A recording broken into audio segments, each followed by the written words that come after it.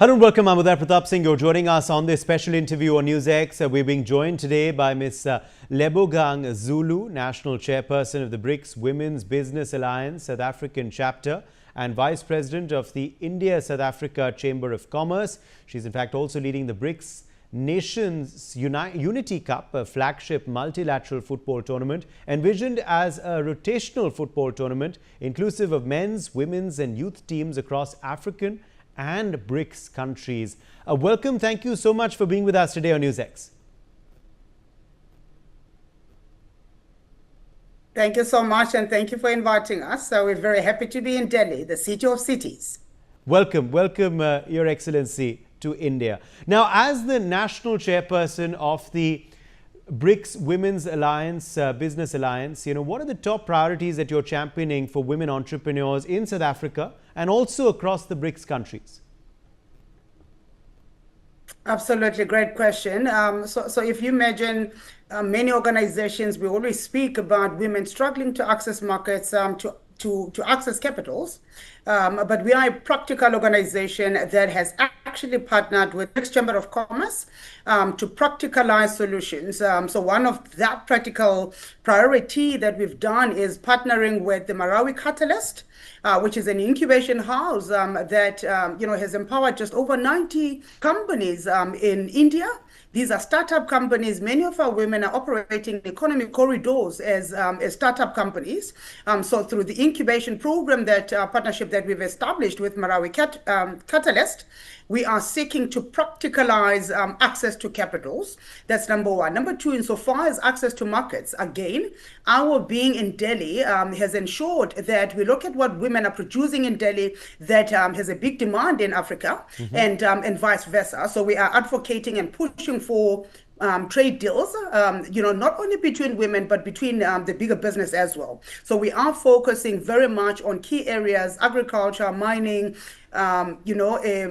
technology transfers. That is a very big component for us. And lastly, of course, one of our last priorities is capacity building through innovation and technology. So we are driving for women entrepreneurs to harness digital tools that will help them scale their businesses. Right. Also, just if you can tell us a bit about the BRICS Nations Unity Cup that you're leading, if you can elaborate a bit more on that concept for our viewers. Absolutely.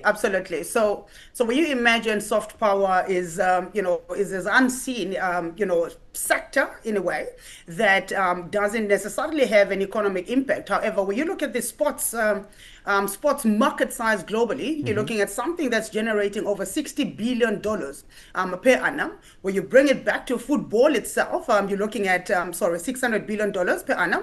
But when you bring it back to football, you're looking at a sporting code that generates over $60 billion by itself.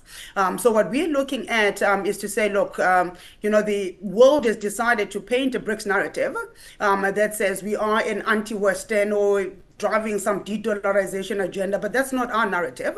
Our narrative is multilateralism. We are utilizing football, to unite BRICS nations, to unite our cultures, our diverse cultures, but also to drive the economic growth, agendas between the BRICS countries, especially at these particular difficult times when the global power architecture is coming with all sorts of challenges. Some of the BRICS nations are sanctioned.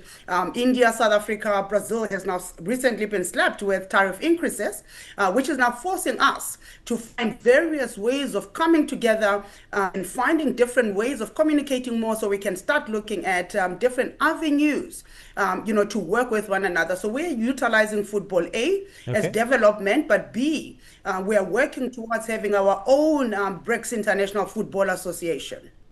And you're also part of the Women in Innovation, Science and Entrepreneurship program led by BRICS CCI, Women's Vertical India. What is your view on women-led innovation and entrepreneurship driving the global BRICS agenda, especially with India's, India, of course, going to be chairing in this coming year? We are absolutely excited about the partnership with BCCI, particularly the women vertical under Meru Bisina. In that, when you imagine women-led innovation, that is one of the most powerful levers that we have to shape the BRICS agenda. We are seeing women across our countries not only pioneering climate-smart solutions, but health innovations and digital entrepreneurship. So for us, that speaks directly to our shared developmental goals. So we're, with India's chairship, we will see real momentum to position women as drivers of transformation, not just beneficiaries of change. So we are very excited about the WISE program, that it will allow us to put a spotlight and scale those innovations, ensuring that women's creativity is embedded in the DNA of the BRICS global competitiveness. Okay. My final question to you, Your Excellency, is, on your role as Vice President of the India-South Africa Chamber of Commerce, how do you see the evolving economic relationship between the two countries, particularly in light of the BRICS agenda? Absolutely. Good question. And thank you so much for that very important question. So, the India-South Africa relationship dates far back to many, many decades. From a bilateral perspective, we are seeing this relationship specifically allowing us to enter a new era of strategic depth, specifically moving from diplomacy and focusing largely on economic cooperation. So we're now seeing stronger partnerships evolving in the renewable energy space, in the pharmaceutical space, especially in mining, agriculture, and digital services. So for us, the BRICS agenda accelerates this by providing platforms for trade facilitation, investment flow, and innovation partnerships. I mean, my being here, having participated in the healthcare summit yesterday, it presented such immense opportunities, even in traditional medicinal solutions, if you like, just traditional healthcare practices. So as the Vice President of ISAC specifically, I'm particularly excited about the opportunities for SMEs and women-led enterprises to be part of this growth story. Being part of a country whose economic growth rate, is unsurpassed. Nobody can compete with the economic growth that India is experiencing right now.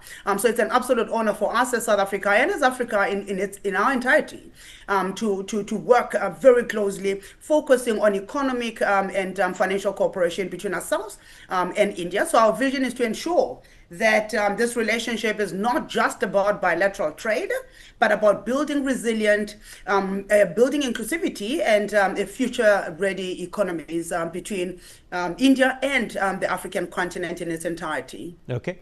Yes, we certainly hope for those closer ties to further solidify in the coming years. But for the time being, Ms. Lebogang Zulu, thank you very much for joining us on NewsX today. For more such videos, subscribe to the NewsX YouTube channel, hit the bell icon.